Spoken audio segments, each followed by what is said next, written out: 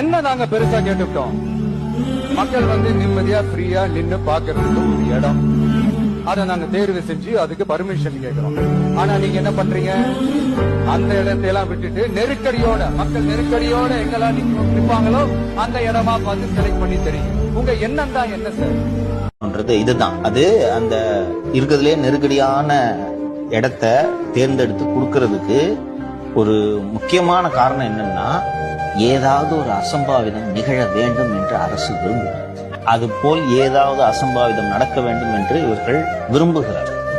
உங்களுக்கு அசம்பாவிதம் இல்லாமல் நன்றாக நடக்க வேண்டும் என்று நினைத்தால் ஒரு நிர்வாகம் என்ன செய்யும் என்றால், இருக்கிறதுல கொஞ்சம் ஓப்பன் ஸ்பேஸ் அதிகமா இருக்கக்கூடிய இடம், ஓகேவா, குரூஷியல் ஜங்ஷன் இல்லாம, டிராபிக் இல்லாம, ஒரு அவுட்டர்ல ஒரு இடத்த பார்த்துட்டு, சார் இந்த இடத்துல நீங்க நின்று பேசுனீங்க, இந்த கிரௌடு பூரா கிட்ட நிக்கும், ஏறுறதுக்கு பக்கத்துல மரமே இல்ல, கரண்ட் கம்பமும் இல்ல, அது போன்ற இடங்களை தேர்ந்தெடுத்து கொடுக்கலாம். இவங்க தான் 10-15 இடம் கொடுக்குறாங்களே, இவங்க வேணுக்குன்னு இதை பண்றாங்களோ அப்படின்ட்டு தோணுது. நீங்க கொடுத்த இடத்தினாலதே நம்ம மேல பழி சுமத்தனா, நீங்க கொடுத்த இடத்தினாலதே இப்படி ஆயிடுச்சு அப்படின்னு சொல்லிட்டு திசை திருப்பிட்டாருன்னா இவர் முதலமைச்சர் ஆக்கி எடுபடாது.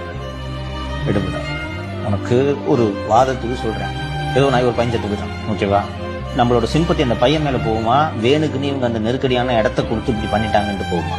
பையன் விஜய் மேல பாயிறது வாட்டமான ஒரு விஷயமா போயிடும், கொதறிடுவாங்க.